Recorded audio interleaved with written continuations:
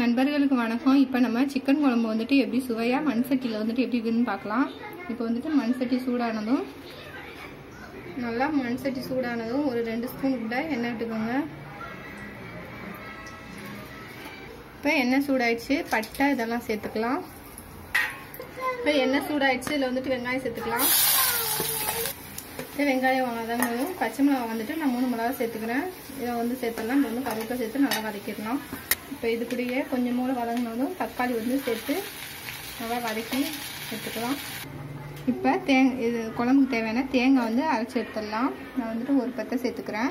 இது கூடயே கொஞ்சம் மூளை அரை ஸ்பூனுக்கிட்ட சோம்பு சேர்த்து நல்லா அரைச்சி எடுத்துக்கோங்க. பாருங்கள், நல்லாவே மசிஞ்சு வந்துச்சு. இப்போ வந்துட்டு மிளகா, மல்லித்தூள் இதெல்லாமே சேர்த்து அரைச்சது நான் வந்துட்டு ஒரு 2 ஸ்பூன் கிட்ட சேர்த்துக்கிறேன். கலந்துடலாம். இப்போ வந்துட்டு தேவையான அளவு உப்பு போட்டு ஒரு 5 நிமிஷத்துக்கு நல்லா கிளறி மூடி வச்சிடலாம். பாருங்கள், இது கூட இஞ்சி பூண்டு பேஸ்ட் வந்து அரைச்சி நான் வச்சுருக்கேன். அதை வந்து தனியாக அரைச்சிட்டேன். அதை வந்து நான் கொஞ்சம் போல் ஒரு 2 ஸ்பூன் இருக்கும், அதை வந்து சேர்த்துக்கிட்டேன். நல்லா கிளறி விட்டுட்டு ஒரு 5 நிமிஷத்துக்கு நல்லா மூடி வச்சிடலாம். இந்த மாதிரி நல்லா கிளறி விட்டுக்கோங்க. மீடியமாக வச்சு மூடி வச்சுக்கோங்க. பாருங்க, 5 நிமிஷம் ஆயிடுச்சு. நல்லாவே இந்த மாதிரி எண்ணெயெல்லாம் நல்லா பிரிஞ்சு வந்துடும். இப்போ வந்துட்டு நம்ம இது கூட தேங்காய் பால் வந்து சேர்த்துக்கலாம். நம்ம மண் சட்டினால அது வந்து அவ்வளோ சூடே இருக்காது.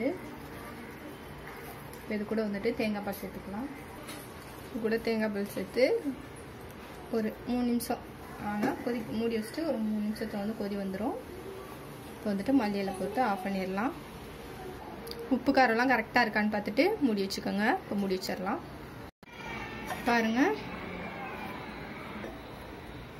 பாருங்க சிக்கன் குழம்பு ரெடி ஆயிடுச்சு. அவ்வளோதான்.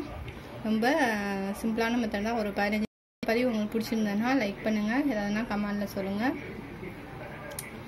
இந்த பதிவு முழுமையாக பார்த்தவங்களுக்கு ரொம்ப ரொம்ப நன்றி. பாருங்கள், கடைசியாக வந்து மல்லியில் போட்டுடலாம்.